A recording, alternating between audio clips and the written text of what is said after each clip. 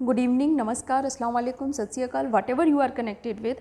आज हम आपको बायोमेडिकल इंस्ट्रूमेंटेशन के यूनिट 1 के क्वेश्चन कराएंगे। ठीक है, आपके यूनिट 1 में क्या दिया है? यूनिट 1 में आपके हैं एक्यूरेसी, प्रिसीजन, एरर और उसके बाद ट्रांसड्यूसर। ठीक है, ये सब टॉपिक दिए हैं, तो उन्हीं पर आज हम एमसीक्यू करेंगे जो आपसे पूछे जा सकते हैं एग्जाम में।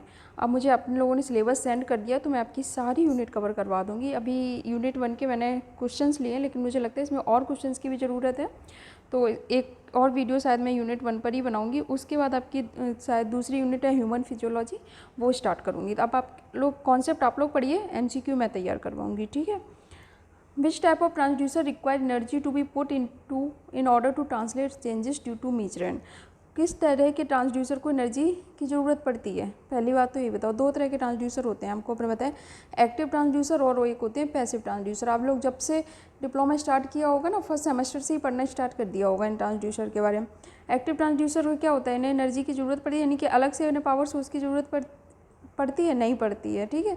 जो पैसिव ट्रांसड्यूसर है, इन्हें अलग से पावर सोर्स की ज़रूरत पड़ती है, और एक्टिव ट्रांसड्यूसर है, ये एनर्जी को एक फॉर्म से दूसरे फॉर्म में कन्वर्ट करते हैं, इनको ज़रूरत नहीं पड़ती है। तो इसमें पूछा है which type of transducer requires energy, किसको ज़रूरत पड़ती है? तो एनर्जी रिक्वायर होती है किसको? पैसिव ट्रांसड्यूसर की।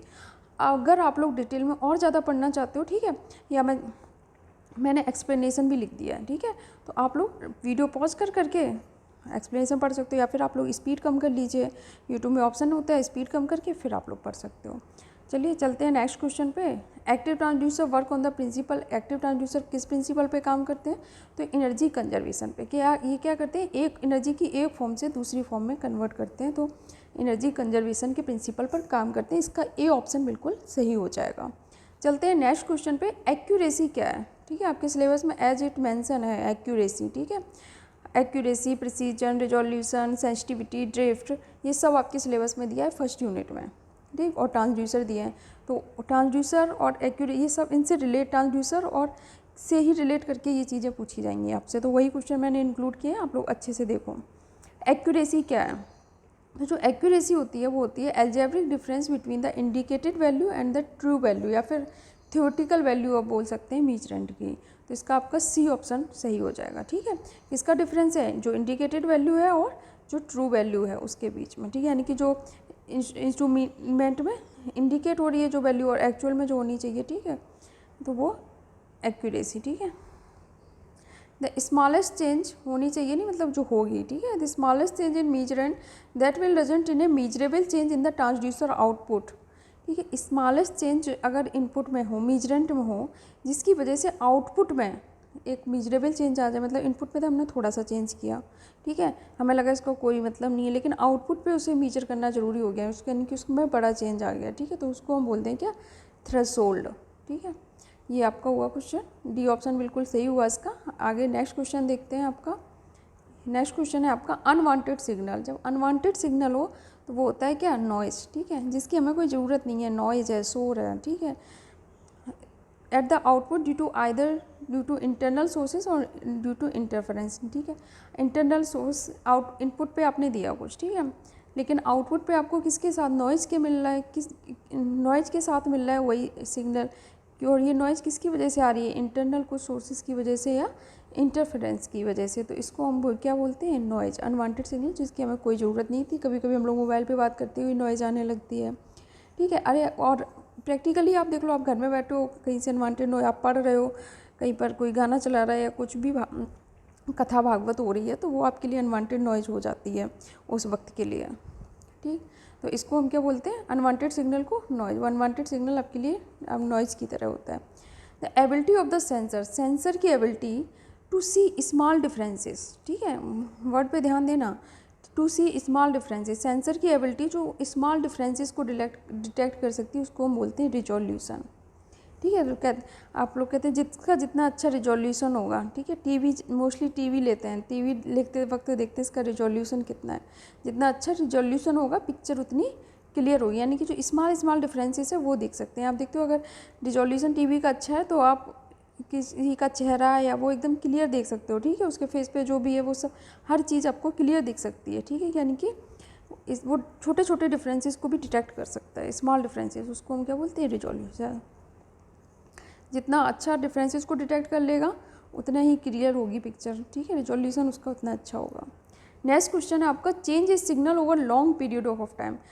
किसी सिग्नल में एक लंबे समय में चेंज आ जाता है कुछ ना कुछ, तो उसको हम बोलते हैं कि ड्रिफ्ट। ये मतलब एक लंबे समय में सिग्नल थोड़ा सा ड्रिफ्ट हो गया, ठीक, तो इसको हम क्या बोलते हैं, ड्रिफ्ट। इसका डी ऑप्शन बिल्कुल सही हो जाएगा। नॉइज आपको पता है क्या, अनवांटेड सिग्नल होती है। ऑफसेट, ऑफसेट भी कई बार पूछा जाता है, उसमें शायद मैंने क्वेश्चन इंक्लूड नहीं किया है तो यहाँ पे सुन लो। ऑफसेट क्या होता है, ऑफसेट होता है कि क्या हो रहा है, एक सेकंड, ऑफसेट, ठीक है, ऑफसेट क्या होता है, ऑफसेट वो कंडीशन होती है जब आउटपुट आपका जीरो होना चाहिए था, ठीक, लेकिन फिर भी कुछ ना कुछ आ रहा है, तो जो आ रहा है ना, ठीक है, वो आना जीरो चाहिए था, तो जितना ज़्यादा या कम आ रहा है तो वो क्या होता है, आपकी ऑफसेट है, ठीक है। एरर, ऑफसेट एरर भी लिखा होता है कई जगह। लीनियरिटी ऑफ ट्रांसड्यूसर, ट्रांसड्यूसर की लीनियरिटी क्या है, ठीक, closeness of the transducer, calibration curve to special curve line within a linearity पहले आप समझो क्या है, ठीक है। लीनियरिटी होगी कि इनपुट जो है, ठीक है, वो आउटपुट के लगभग क्या डायरेक्टली प्रोपोर्शनल होना चाहिए, ठीक, कैसे प्रोपोर्शनल होना चाहिए, डायरेक्टली, यानी कि closeness of the transducer calibration curve to a special straight line, ठीक है, special straight line within a given percentage of full scale of output, ठीक। अगर एक स्टेट लाइन के क्लोज होना चाहिए, यानी कि जो इनपुट है वो डायरेक्टली प्रोपोर्शनल किसके होना चाहिए, आउटपुट के, ठीक।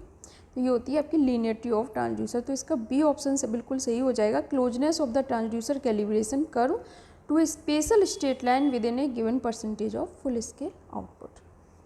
नेक्स्ट क्वेश्चन देखते हैं, the minimum input of physical parameter that will create a detectable out change is called, ठीक है।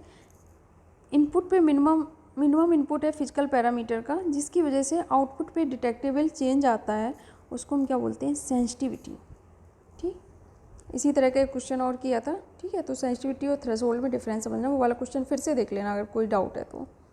The total operating range of the transducer, transducer की जो टोटल ऑपरेटिंग रेंज होती है, यानी कि मान लो मैक्सिमम, मिनिमम से मैक्सिमम, ठीक है, मिनिमम से मैक्सिमम, यानी कि अगर आपको निकालना है टोटल ऑपरेटिंग रेंज, ठीक है, अगर पूछे जाए आपसे स्पेन, इस ट्रांसड्यूसर का स्पेन क्या होगा, अगर उसकी मिनिमम वैल्यू 5 है, ठीक है, और मैक्सिमम वैल्यू 11 है, ठीक, तो जो उसका स्पेन होगा 11 - 5 यानी कि कितना होगा, 6, ठीक। तो टोटल ऑपरेटिंग रेंज ट्रांसड्यूसर की क्या होगी, स्पेन, ये मैंने आपको एक जनरलाइज करके बता दिया है, ठीक। स्पेन, तो टोटल ऑपरेटिंग रेंज ट्रांसड्यूसर की होती है स्पेन, यानी कि मैक्सिमम और माइनस का मिनिमम का डिफरेंस, ठीक, मतलब जितनी रेंज में वो ऑपरेट कर रहा है, यानी कि ये उसका स्पेन है। The region in which the output does not change with increase in input, ठीक है, किस रीजन में जब आउटपुट चेंज नहीं होता इनपुट के साथ, वो रीजन आपको होता है सैचुरेशन। अगर आपने जीनर डायोड वगैरह और सब कुछ पढ़ा होगा तो आपको बिल्कुल पता होगा, ठीक है। एक ये करंट होता है, एक वोल्टेज के पर्टिकुलर एक वोल्टेज के बाद नी वोल्टेज इसको बोलते हैं, उसके बाद आप वोल्टेज कितना भी बढ़ाते रहो करंट में चेंज नहीं होता, क्योंकि करंट एक शार्प उसमें पहुंच जाता है। इसी तरह से आपने ट्रांजिस्टर में भी पढ़ा होगा, ट्रांजिस्टर जब सैचुरेशन रीजन में चला जाता है, ठीक है, तो सैचुरेशन रीजन में मान लो यहाँ से जगह सैचुरेशन रीजन में चला गया, तो आप फिर वोल्टेज को कितना भी बढ़ाते जाओ इनपुट पे कोई फ़र्क नहीं पड़ेगा, ठीक। तो वो आपका बोलते हैं सैचुरेशन रीजन में, मतलब वो सैचुरेट हो चुका, अब आप चाहे कितना इनपुट दो आउटपुट पे कोई चेंज नहीं होगा, ठीक है। अगर मान लो किसी ट्रांजिस्टर की ओप एम्प, मान लो ओप एम्प भी आपने पढ़ा होगा, ठीक है, मान लो ओप एम्प की +10 मैक्सिमम 10 है, मान लो +10, तो यानी कि इसका मैक्सिमम सैचुरेशन वोल्टेज 10 वोल्ट है, ठीक है। तो आप इनपुट पे कितना भी दो इससे ज़्यादा नहीं बढ़ेगा, ठीक। तो ये हो गया आपका सैचुरेशन, यानी कि इसका डी ऑप्शन बिल्कुल सही हो जाएगा। बढ़ते हैं नेक्स्ट क्वेश्चन की तरफ। Ability of the sensor to repeat a measurement when put back in the same environment, ठीक है। अब आप सोच लो कोई सेंसर है, उसको फिर से उसी एनवायरनमेंट में रखा, ठीक है, और फिर से मेजरमेंट रीडिंग ले रहे हैं, ठीक है, थोड़ी देर बाद सेम एनवायरनमेंट में ही फिर से रीडिंग ले रहे हैं, तो वो हम उसको बोलते हैं रिपीटेबिलिटी, ठीक है।